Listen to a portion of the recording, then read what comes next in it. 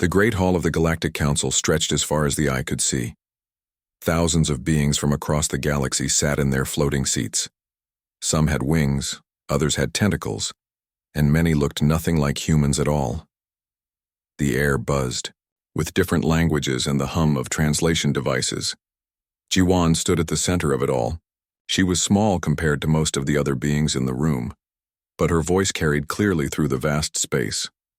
As Earth's ambassador, she had spoken in this hall many times before. Today felt different. Today felt final. The motion before. "Oz is simple," said Speaker Veltar, his blue skin shimmering under the chamber's lights. He was from Zephyr Prime, one of the oldest civilizations in the galaxy. Humanity has grown too powerful. Their fleets patrol our space without permission. They make decisions for us. They act like they own the galaxy. Murmurs rippled through the crowd. Some beings nodded their heads or made sounds of agreement. Others stayed quiet, but Jiwan could see worry in their eyes. Minho sat in the human delegation area behind Jiwan. He had been working as a diplomat for 30 years. He had seen wars start and end. He had watched species rise and fall. But he had never seen anything quite like this. For 50 years, Veltar continued, humans have interfered in our affairs. They say they help us, but who asked for their help? Who gave them the right to decide what is best for the rest of us? More voices joined in agreement. The Corvin delegate, a being that looked like a walking tree, spoke up. "My people remember the old days. We solved our own problems then. We did not need humans telling us what to do." Jiwan waited for the room to grow quiet again. When she spoke, her voice was calm and steady. "Honored members of the council, humanity has never sought to control anyone. When the Zephyr colonies were attacked by pirates 5 years ago, we came because you called for help. When the plague hit the Centauri system, we brought medicine because people were dying. When the slave traders took over the Outer Rim territories, we stopped them because it was the right thing to do. But nobody asked you to stay." Veltar's voice grew louder. "You came to help, yes, but then you never left. Your ships patrol our space. Your laws apply in our territories.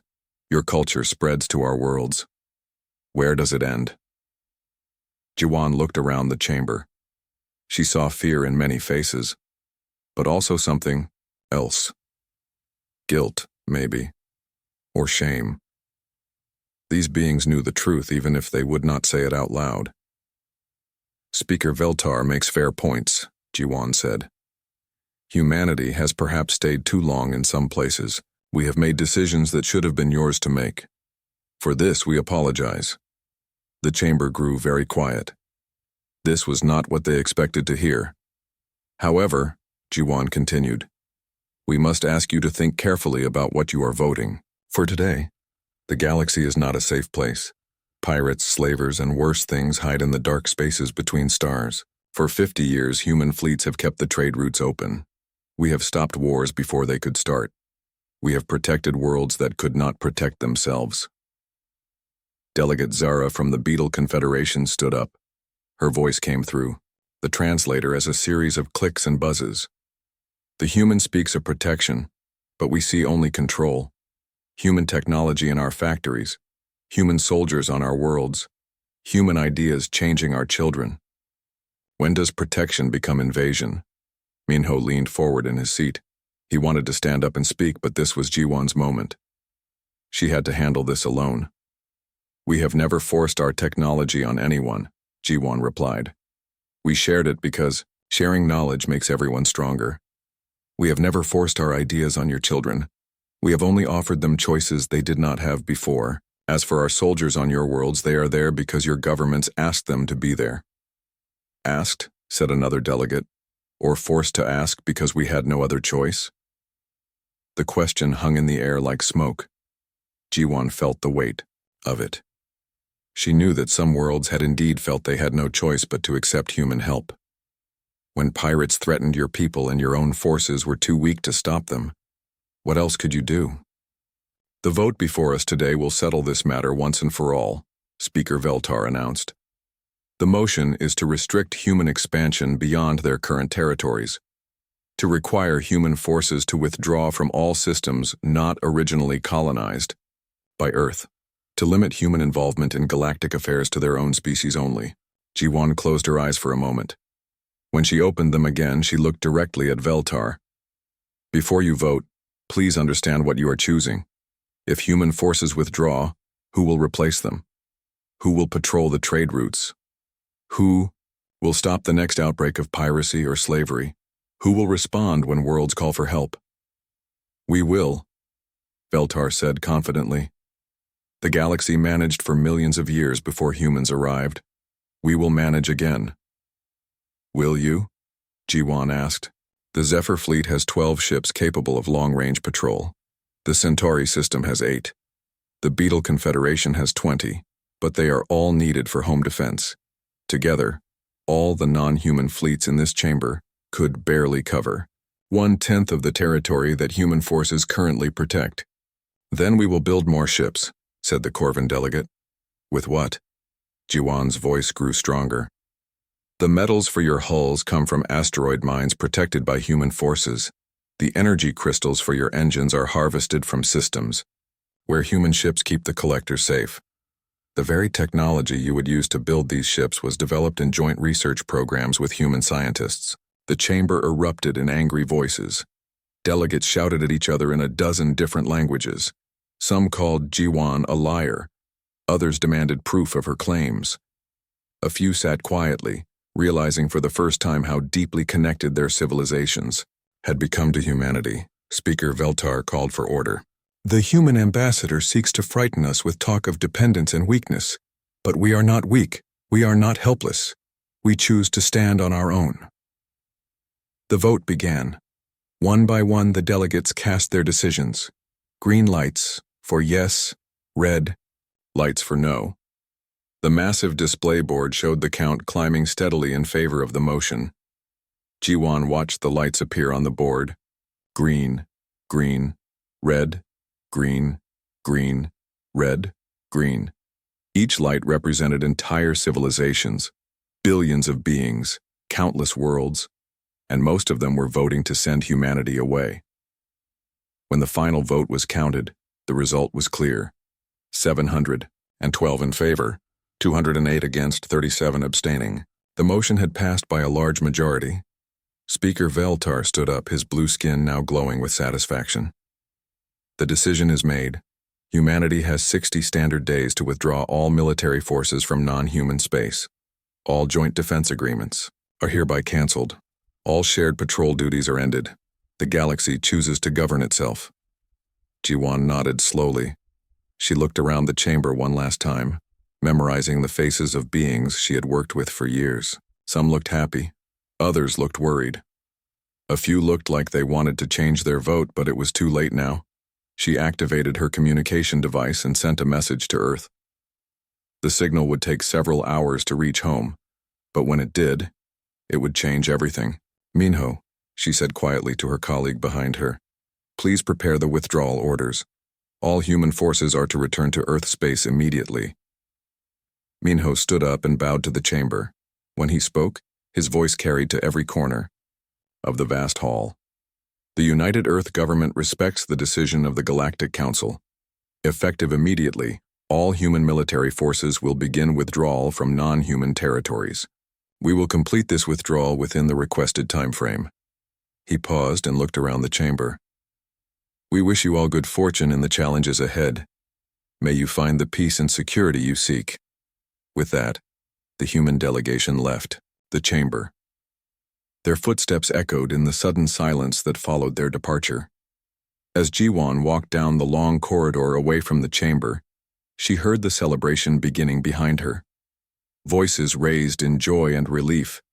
The galaxy was free from human interference at last. She only hoped they would not regret their choice. 3 months had passed since the last human ship disappeared into hyperspace. Captain Taehyun gripped the controls of his cargo vessel as red warning lights flashed across his control panel.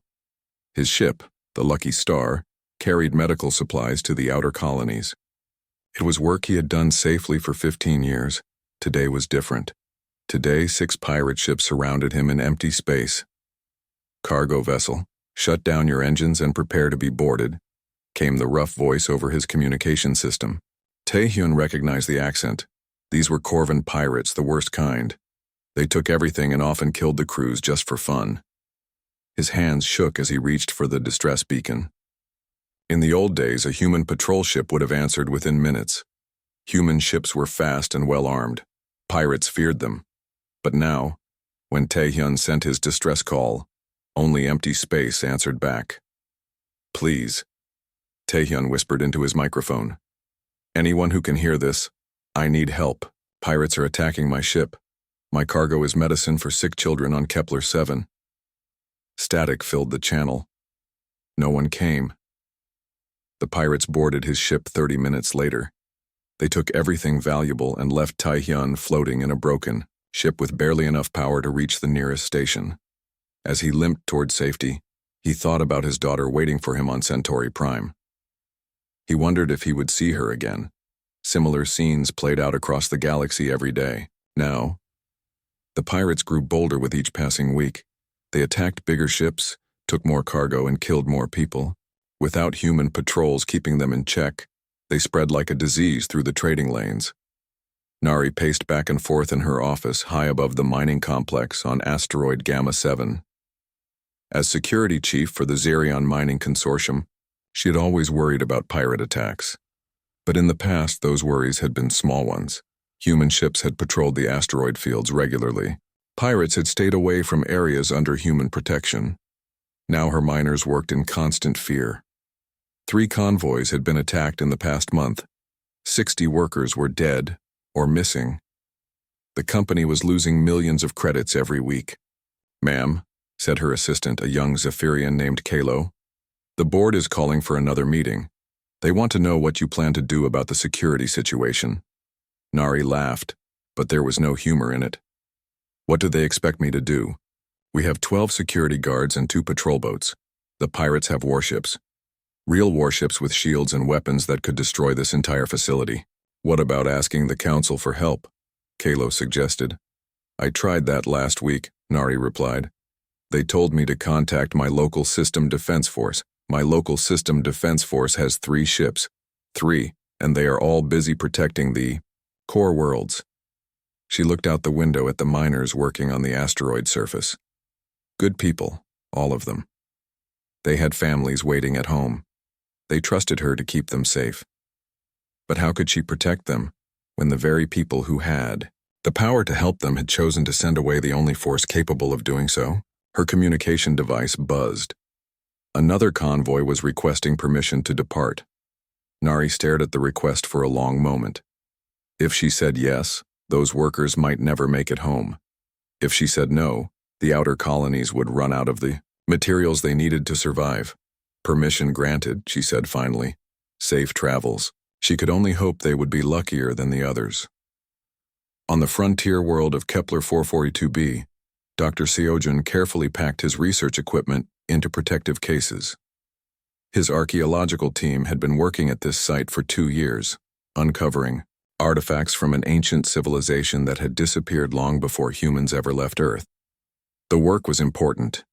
The artifacts told stories of technology and culture that could benefit the entire galaxy. But now, with human protection gone, the site was too dangerous to continue. Doctor, said his assistant Mira, the evacuation ship will be here in 2 hours. We need to decide what we can take and what we have to leave behind. Seojun looked around the camp that had been his home for so long. Months of careful excavation would be abandoned. Priceless artifacts would be left buried in the ground, probably forever. The nearest non-human patrol was 6 weeks away. By the time they could establish a regular presence here, if they ever did, pirates and scavengers would have stripped everything valuable from the site. Take the data records and the most important artifacts, he said sadly. Leave everything else. What about the main excavation site? Mira asked. The one where we found the power source? Seojun closed his eyes. The power source was the most important discovery of his career. It was technology that could revolutionize energy production across the galaxy, but it was buried deep and would take months to excavate properly. Seal it, he said. Maybe someday, When things are safer, we can come back. But even as he said it, he knew they probably never would. In the grand chambers of the Galactic Council, Speaker Veltar tried to maintain order as angry voices filled the air. Representatives from dozens of worlds demanded action against the growing pirate threat. Trade routes that had been safe for decades were now too dangerous to use. "The humans warned us this would happen," said Delegate Yara from the Mining Guild. "They told us there would be consequences. Maybe we should ask them to come back." "Absolutely not." Veltar's voice boomed across the chamber. "We will not go crawling back to the humans the moment we face a challenge. We are capable beings. We can solve this problem ourselves." "How?" demanded the representative from the Outer Colonies Association. "My worlds are dying. Food shipments cannot get through. Medical supplies are not arriving. People are suffering." "We will increase patrols," Veltar said confidently. "Every member world will contribute ships to a new joint security force." "With what ships?" asked the Centauri delegate. "We barely have enough vessels to protect our own systems, and the pirates have better weapons than we do. They are using military-grade equipment." The debate continued for hours, but no real solutions emerged. Every proposal required resources that the council members did not have. Every plan depended on cooperation between species that had competed with each other for thousands of years. Finally, Jiwan stood to speak. As the only human remaining in the council chambers, her presence drew immediate attention. "Honored delegates," she said calmly, "Earth has received many requests for assistance in recent weeks. Worlds asking for protection, companies begging for convoy escorts, colonies pleading for help against raiders." The chamber grew quiet. Every being present held their breath, waiting to hear what she would say next. "We understand your difficulties," Jiwan continued. "We sympathize with your suffering, but the Council has made its decision clear. Human forces are no longer welcome in your territories. We must respect that decision." "But surely," said Delegate Yara, "in cases of emergency, exceptions could be made." Jiwan shook her head slowly. "The vote was very clear. Humanity is to limit its involvement in galactic affairs to our own species only. We cannot pick and choose which parts of the Council's decision to follow." "People are dying," said the representative from the outer colonies. "Yes," Jiwan agreed sadly. "They are. And we grieve for every life lost. But the galaxy chose independence. Independence means making your own choices and living with the consequences of those choices." Veltar slammed his hand on his speaking platform. "The humans refuse to help. They watch us suffer and do nothing." "We do nothing because you commanded us to do nothing," Jiwan replied. The council spoke with one voice. 712 worlds voted to send us away. We listened. She gathered her notes and prepared to leave the chamber. "If the council wishes to reconsider its decision, Earth will listen. But until then, we will respect your wish for independence." As Jiwan walked away, the chamber erupted in arguments. Some delegates blamed the humans for abandoning them. Others blamed the pirates for taking advantage of the situation. A few brave souls suggested that maybe, just maybe, they had made a mistake. But Speaker Veltar's voice rose above all the others. "We will solve this ourselves. We do not need human help. We will show them that we are strong enough to stand alone." Outside the chamber, Jiwan sent a message to Earth. The pirate attacks were growing worse every day. The galaxy was becoming more dangerous every week, and the very people who had the power to ask for help were too proud to admit they might have been wrong. She looked up at the stars visible through the station's viewports. Somewhere out there, human ships waited at the borders of Earth space, ready to help, but forbidden to act. The galaxy had chosen its path. Now it would have to walk it alone. 1 year had passed since humanity withdrew from galactic affairs. The situation had grown much worse than anyone had imagined possible. What had started as simple pirate raids had become something far more dangerous. Captain Sunho stood on the observation deck of the civilian transport New Dawn, watching the news feeds from across the galaxy. The images were hard to look at.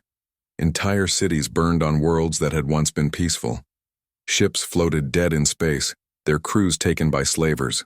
Markets that had been closed for generations were open again, selling people like cargo. The Corvan slavers had returned with a vengeance. For 30 years, human patrols had kept them contained to the outer rim territories where few people lived.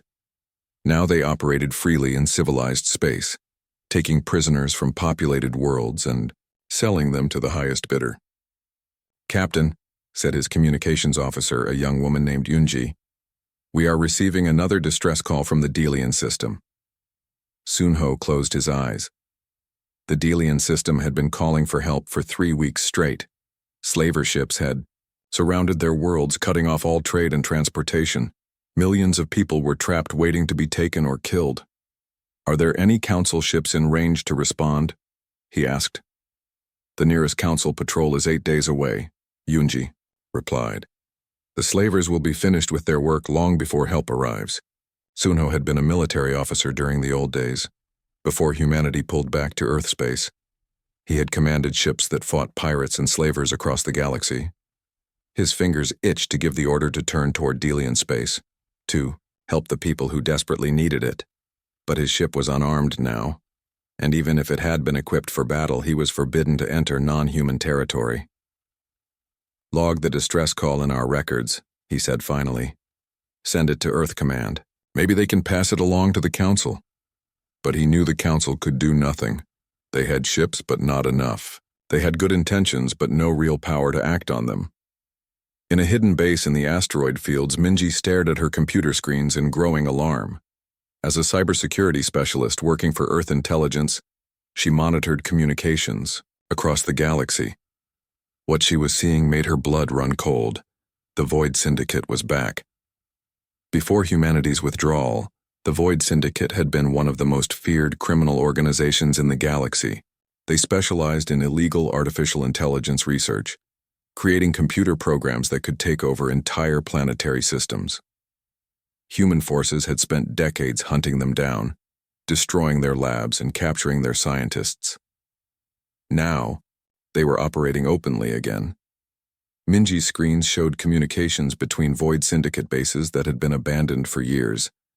They were recruiting new members, building new laboratories, and developing new AI weapons. "Director Hyunwoo," she called to her supervisor, "you need to see this." Hyunwoo walked over to her workstation and looked at the data she had gathered. His face grew pale as he read the reports. "They are using old human bases?"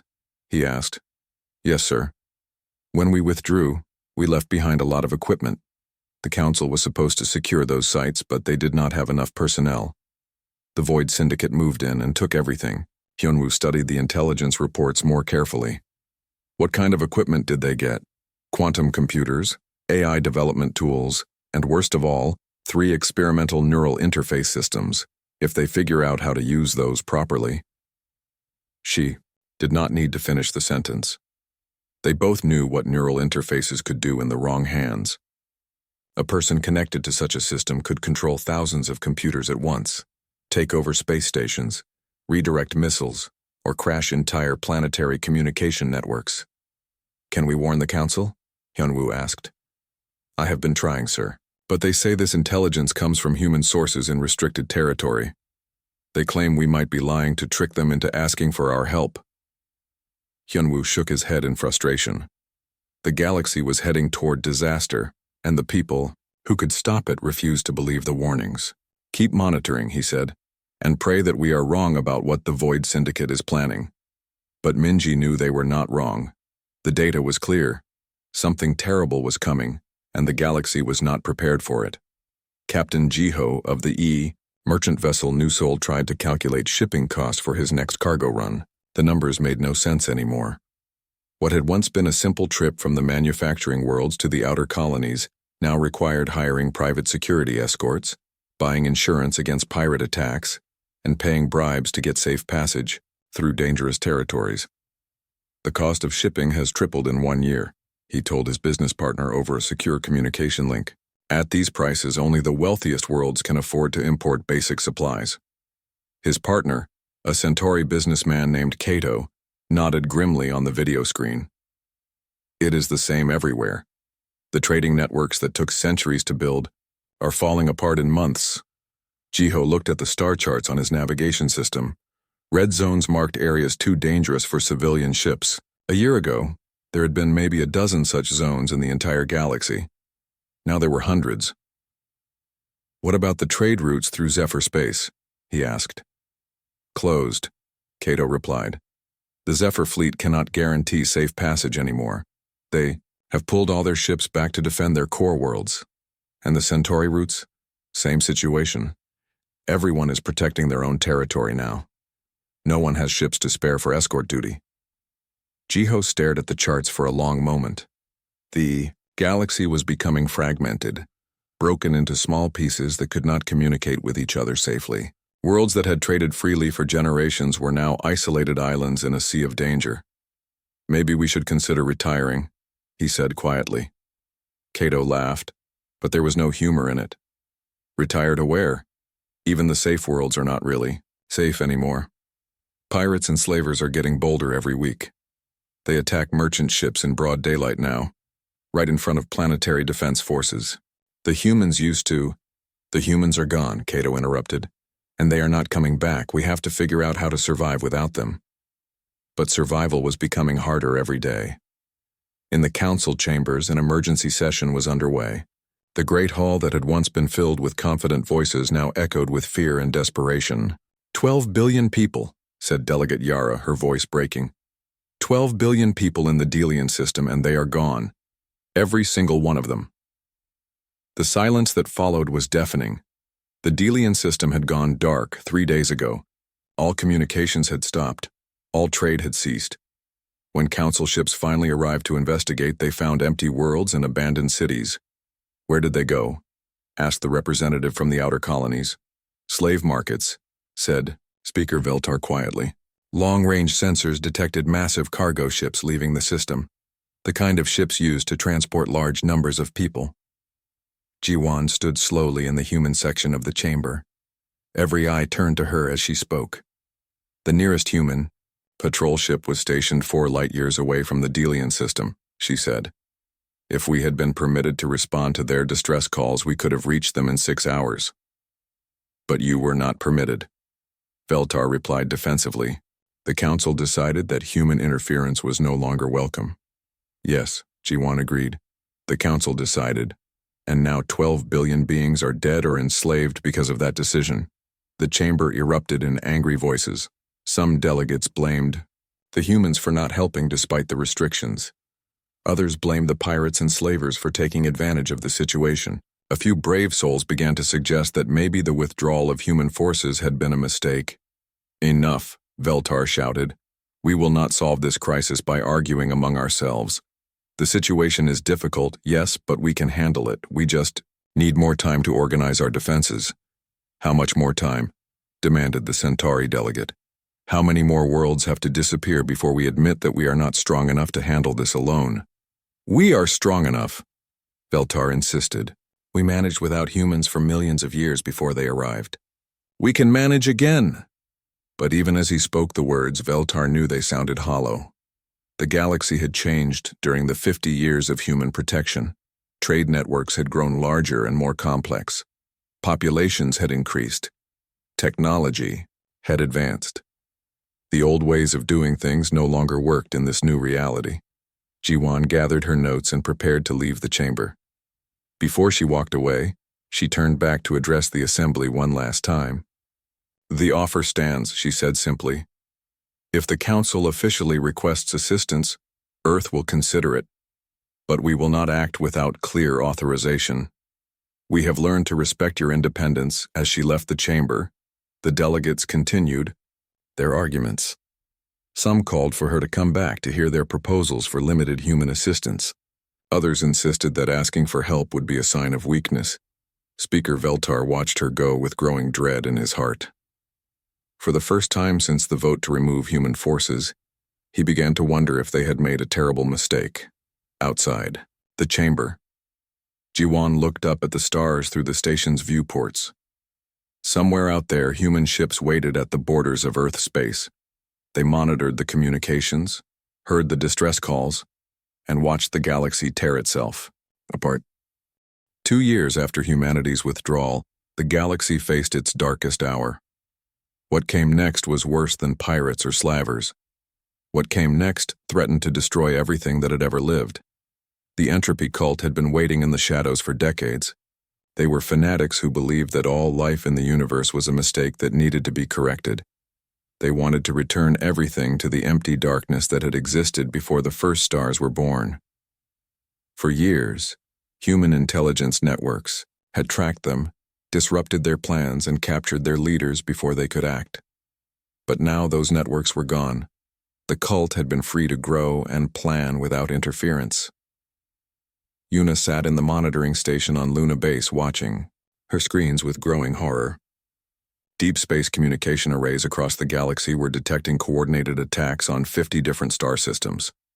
It was happening all at once, as if someone had planned it for years and was now finally ready to act. Director Dong-Yun, she called to her supervisor, "You need to see this immediately." Dong-Hyun hurried over to her workstation and looked at the data streaming across her monitors. His face went pale as he realized what he was seeing. 50 systems under attack simultaneously, he said quietly. "This is not random piracy. This is organized warfare. Sir, these are not normal attacks. They are using bioweapons, engineered plagues that target specific genetic markers. The Zephyrians, the Centauri, the Corvin, they all have different biological weaknesses. Someone has created diseases designed to kill each species efficiently." Dong-Hyun studied the reports more carefully. "What about defensive measures? Are the local governments responding?" "They are trying, sir, but their medical technology is not advanced enough to counter these weapons. The plagues are spreading faster than they can develop treatments." Una pulled up another screen showing ship movements across the galaxy. "There is more, sir. The attackers are using planet-killer weapons, devices that can destroy entire worlds. We are detecting massive energy signatures from systems that have gone dark." "Planet killers?" Dong-Hyun sat down heavily in a nearby chair. "Those weapons have been banned by galactic treaty for 1,000 years. Where did they get them?" "Unknown, sir. But the energy signatures match theoretical designs from classified human research projects that were abandoned because they were too dangerous to continue.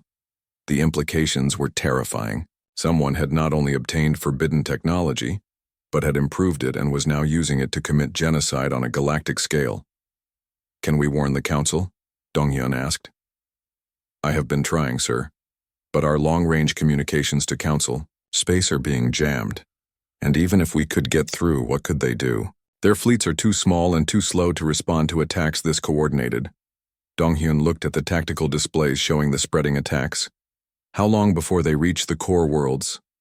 "At their current rate of advance, maybe 2 weeks. The outer colonies will be completely destroyed within days. The major population centers will fall shortly after that." In the council chambers, chaos reigned. What few delegates had managed to reach the emergency session were screaming at each other in panic and fear. Half the member worlds had already gone silent.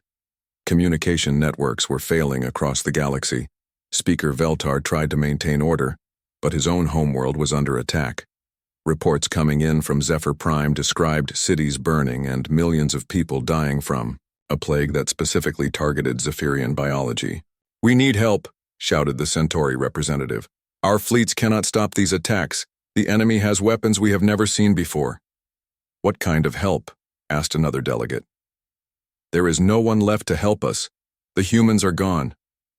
Terrible silence fell over the chamber as the truth of those words sank in. They had sent away the only force in the galaxy capable of responding to a crisis this large. Jiwon stood slowly in the human section. She looked older than she had 2 years ago, worn down by watching the galaxy tear itself apart while being powerless to intervene. "Honored delegates," she said quietly. "Earth has been monitoring the situation. We know about the coordinated attacks. We know about the bioweapons and the planet killers. We know who is responsible." Every remaining delegate turned to look at her with desperate hope in their eyes. "The entropy cult," she continued. "They have been building their forces in secret for decades. Human intelligence had been tracking them, but when we withdrew, we lost the ability to monitor their activities. They used that time to prepare for this moment. "Can you stop them?" asked the Centauri representative. Jiwan was quiet for a long moment. "The honest answer is that we do not know. By the time our fleets could reach the affected systems, there might be nothing left to save. The attacks are happening too fast and across too wide an area." "But you have to try," pleaded another delegate. "The Council voted to restrict human involvement in galactic affairs," Jiwan replied sadly. "That vote has never been overturned. We cannot act without official authorization." Speaker Veltar stood up, his blue skin now pale with fear and exhaustion. I officially request human assistance in this crisis. On behalf of what remains of the Galactic Council." "One delegate cannot speak for the entire Council," Jiwan said. "The original vote required a majority decision. Any reversal would require the same." "Most of the Council members are dead," Veltar shouted. "Their worlds have been destroyed. How can we vote when there is no one left to vote?" Jiwan looked around the nearly empty chamber. Of the 1,000 delegates who had voted to send humanity away, fewer than 100 remained. Many of their worlds were under attack or had already fallen silent. "I will forward your request to Earth," she said finally. "But I cannot promise what the response will be. The United Earth government has spent 2 years repositioning our fleets for home defense. We are not prepared for rapid deployment across the galaxy." As if summoned by their conversation, Veltar's communication device buzzed with an incoming message. He listened for a moment, then collapsed into his chair with a look of utter despair. "Zephyr Prime has fallen," he whispered.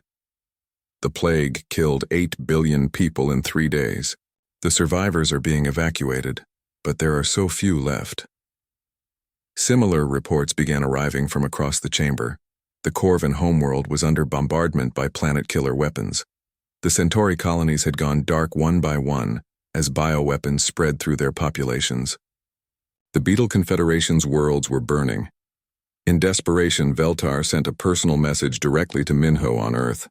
It was a simple message, but it carried the weight of an entire civilization's despair. "Please," he said into the recorder, "we were wrong. We need you. The galaxy is dying." On Earth, Minho received the message in his office overlooking the city of New Geneva. He had been monitoring the crisis through official channels, watching the reports of destruction and genocide with growing alarm. He shared Veltar's message with the emergency session of the United Earth government. The debate that followed was painful to watch. "We warned them this could happen," said one council member.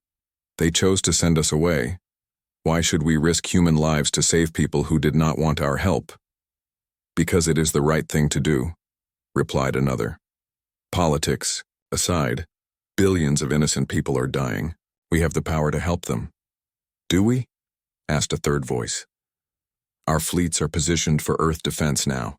It would take weeks to redeploy them across the galaxy. By then, the attacks will be over." The debate continued through the night. Meanwhile, across the galaxy, entire civilizations were being wiped out by enemies they could not fight with weapons they could not counter. Prime Minister Somin made the final decision just before dawn. "We will do what we can," she announced. "But our response will be limited by practical realities. We cannot save everyone. We cannot stop every attack. We can only try to prevent the complete destruction of galactic civilization." The orders went out to the human fleets waiting at the borders of Earth space. After 2 years of watching and waiting, they were finally free to act. But for many worlds across the galaxy, help was coming too late. Commander Hyunwoo received the deployment orders aboard his flagship Resolution. His fleet had been ready for this moment for months, but even he knew they could not be everywhere at once. "All ships," he transmitted to his fleet. "We have authorization to engage hostile forces in non-human space. Our mission is to stop the entropy cult attacks and provide assistance to surviving populations. We move out in 1 hour." As his fleet jumped into hyperspace, Hyunwoo looked at the tactical displays showing the scope of the crisis. 50 star systems under coordinated attack, Billions of people already dead or dying. Ancient civilizations reduced to ash and memory.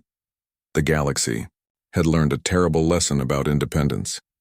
But the cost of that lesson would be measured in the graves of worlds. 20 years had passed since the Great Collapse. The galaxy that emerged from the ashes was a shadow of what it had once been. Where billions had lived, now only scattered millions remained. Where great civilizations had thrived, now empty worlds, drifted in silent orbit around their stars. Historian Kyung-min walked through the archives on Luna Base, gathering the final records of what had happened.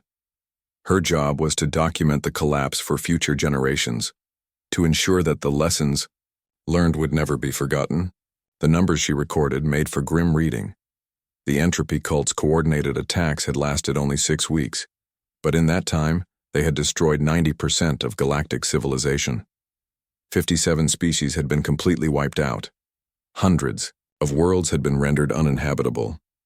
The great trade networks that had connected the galaxy for thousands of years were gone forever.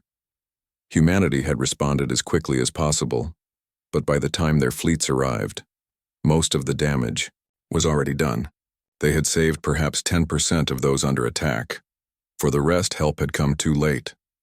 The irony, Kyung-min wrote in her report, is that humanity's role in galactic affairs had never been about control or conquest.